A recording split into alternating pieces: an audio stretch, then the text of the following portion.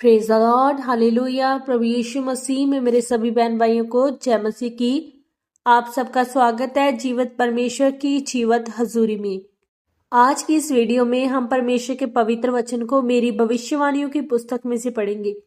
ये सामर्थी वचन परमेश्वर के दास प्रेरित अंको यूसुफ नरूला जी के द्वारा लिखे गए हैं। इन वचनों को पवित्र आत्मा की अगुवाई के द्वारा गहरे भेदों के साथ लिखा गया है। तो हमारा ये विश्वास है कि इन पवित्र वचनों को सुनना आपके जीवन में बड़ी आशीषों को लेकर आएगा।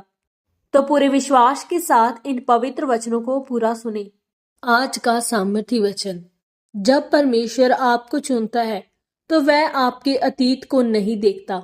पवित्र बाइबल में न्यायों 11 अध्याय उसके 29 से 31 वचन को जब हम पढ़ते हैं तो लिखा है, तब यहोवा का आत्मा यिप्ता में समा गया और वह गिलाद और मनश्शे से होकर गिलाद के मिस्मे में आया और गिलाद के मिस्मे से होकर अमोनियों की ओर चला। और यिप्ता ने ये कहकर यहोवा की मन्नत मांगी, यदि तू निर्संदेह अमोनियों को मेरे हाथ में कर दे, तो जब मैं कुशल के साथ अमोनियों के पास से लौट आऊं, तब जो कोई मेरे भेंट करने के लिए मेरे घर के द्वार से निकले वह यहोवा का ठहरेगा और मैं उसे होम बलि करके चढ़ाऊंगा। मेरे प्रियो, आपको परमेश्वर के वचन को बड़े ध्यान से पढ़ना है और जब आप परमेश्वर के काम करने के तरीके को समझ जाते हैं, परमेश्वर के दिल में क्या है आप समझ जाते हैं और ये समझ जाते हैं कि परमेश्वर जगत के मूर्खों को, तुच्छों को, कमजोरों को चुनता है ताकि जो लोग अपने आप को कुछ समझते हैं वो लज्जित हो। यही परमेश्वर की आपके जीवन में योजना है। वह उन अगुओं को जो कमजोर है, तुच्छ है, चुनता है, इसलिए नहीं कि उन्हें कमजोर करे, बल्कि इसलिए कि उन्हें लाखों करोड़ों की अगुवाई करने के लिए तैयार करे, उन्हें बलवंत करे। इसीलिए परमेश्वर ने इस्राएलियों को कहा, मैंने तुम्हें इसलिए नहीं चुना कि तुम गिनती में बहुत थे, पर इसलिए चुना है कि आप उस समय गिनती में सबसे कम और कमजोर थे। इसीलिए परमेश्वर ने उन्हें चुना ताकि उन्हें बलवान करे। मेरे प्रियो, जब हम पवित्र बाइबल में यिप्ता के बारे में पढ़ते हैं तो यिप्ता कौन था? यिप्ता एक वेश्या का बेटा था। अब हम क्या कहें कि परमेश्वर वेश्या के बेटे को एक अगवा बना रहा है, लेकिन जब हम दाऊद और बेतशेबा के बारे में पढ़ते हैं तो उनसे सुलेमान पैदा हुआ। सुलेमान भी पाप के साथ उत्पन्न हुआ, लेकिन सुलेमान परमेश्वर के साथ वफादारी के साथ चला और परमेश्वर ने उसे राजा बनाया। अगर आप परमेश्वर के साथ जुड़े हैं तो आपका पिछले समय कुछ मायने नहीं रखता। आप कितनी गरीबी में थे, आप कितनी मुसीबतों से निकले हैं, वह आपके आने वाले समय को निर्धारित नहीं करता। परमेश्वर आपका चुनाव करता है। यिप्ता जो वेश्या का बेटा था, उसको परमेश्वर ने चुना है क्योंकि वह परमेश्वर के साथ सही संबंधों को रखता था। वह परमेश्वर की बातों को समझता था और जब वह चुना गया तब उसने कहा, जब मैं अमोनियों से लड़ने जाऊंगा और जब मैं घर पर वापस आऊंगा और जो कोई मेरे घर से दरवाजे के सामने से पहले गुजरेगा तो उसे मैं होम बलि करके चढ़ा दूंगा। और जब वह मार कर वापस आया तो उसकी बेटी डफ बजाकर आ रही थी, तो वह दुखी हुआ क्योंकि वह उसकी इकलौती बेटी थी।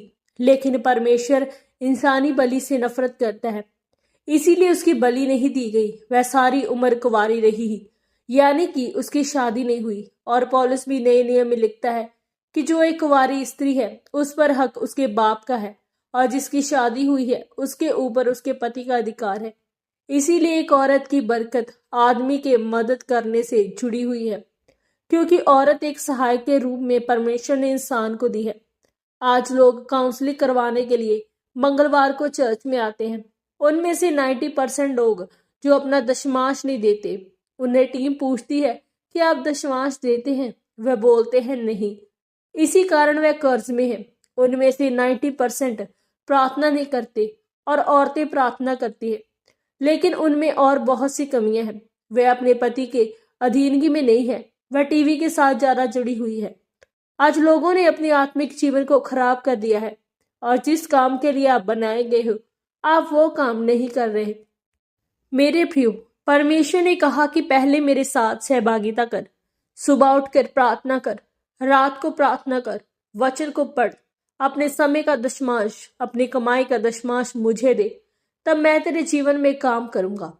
आपको परमेश्वर का आदर करना है, लेकिन नहीं, आज लोग अपनी मर्जी करते हैं और इसी कारण वे अपने जीवन में निराश हैं।